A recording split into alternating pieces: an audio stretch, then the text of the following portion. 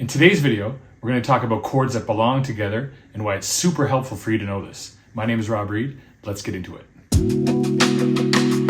Have you ever been learning songs and noticed the same group of chords tend to always appear together?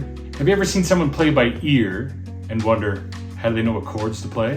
Have you ever seen people write songs and wonder, how do they know which chords to use when they're writing songs?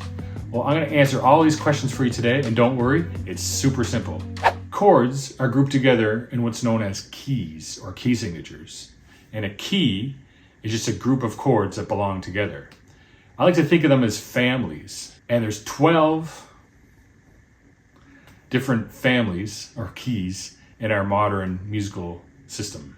So just like a family has its members, like a mom and a dad and some kids and some pets, these family members all belong together. So keys also have its members, which are the chords, and these chords belong together. So when figuring out keys, the first thing you want to know is the musical alphabet. So the musical alphabet is only the first 7 letters of our normal alphabet. So it's A, B, C, D, E, F, G. A, B, C, D, E, F, G. That's 7. And then it just repeats again. A, B, C, D, E, F, G. A, B, C, D, E, F, G. And it goes to infinity in both ways. Well, you can take that alphabet and start at any note and loop it around. So, for example, if I want to start on C, I could go C, D, E, F, G, but then I have to go back to A again, A, B, C.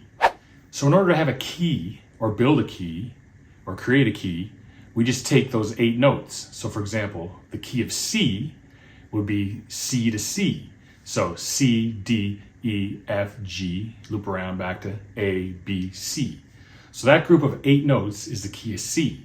So let's create a key of G. So it'd be G, A, B, C, D, E, F, G, but it's actually F sharp.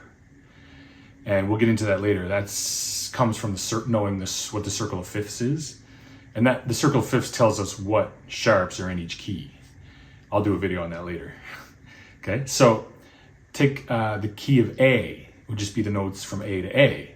A, B, C, D, E, F, G, A. And there's sharps in there too, but don't worry about that.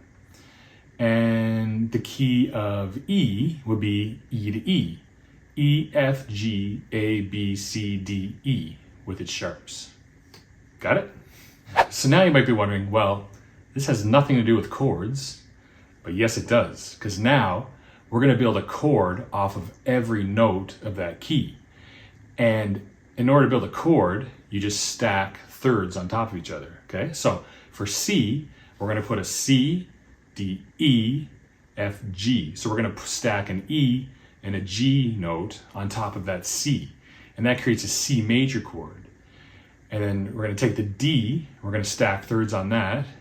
You're going to get an F and an A.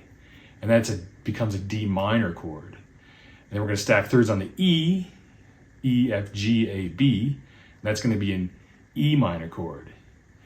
And then we're going to stack thirds on the F, the G, the A, and the B. So then we would get F major, G major, A minor, and B diminished. Okay? So now we have all of our chords put together by stacking those thirds.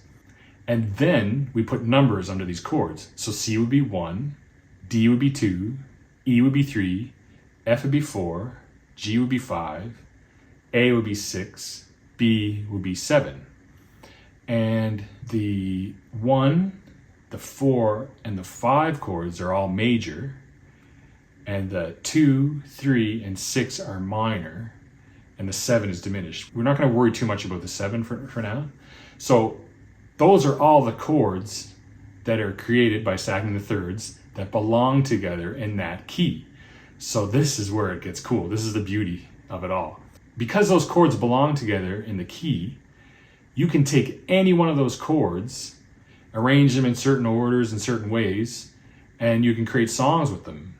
So you can go from 1 to 4 to 6 to 5 and back to 1. You can go 1, 4, 5, 6, 1. You can go 4, 5, 1, 6. You can just do any order and you have a song. And it's going to sound great because all those notes are coming from that system, in that scale, in that key. And that's called a diatonic system because all the notes belong together and come from that key.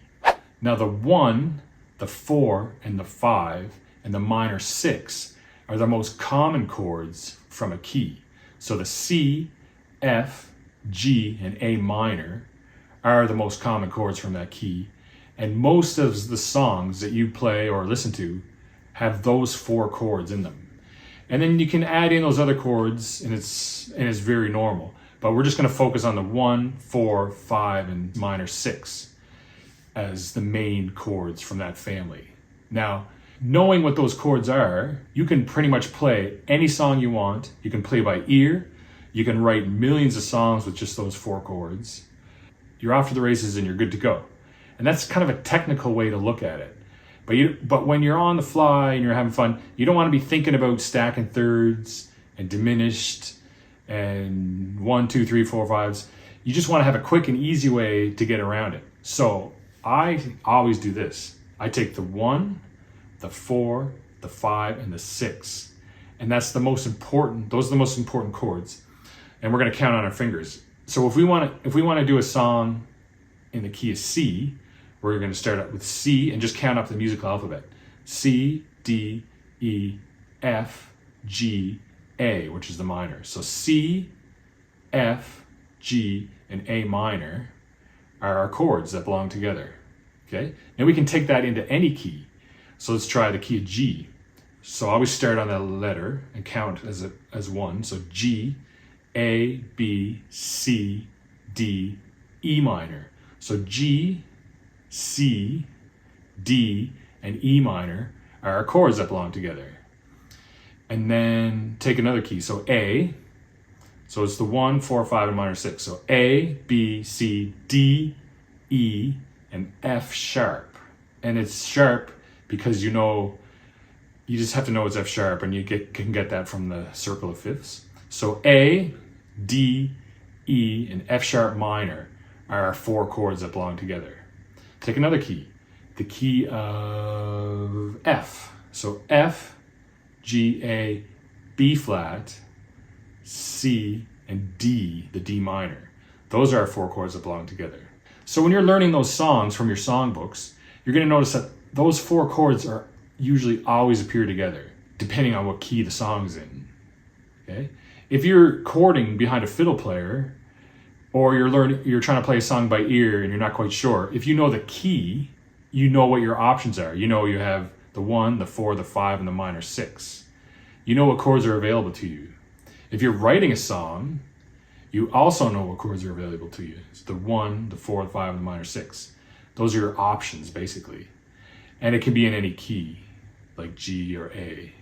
Here's a list of diatonic keys with the chords that go together.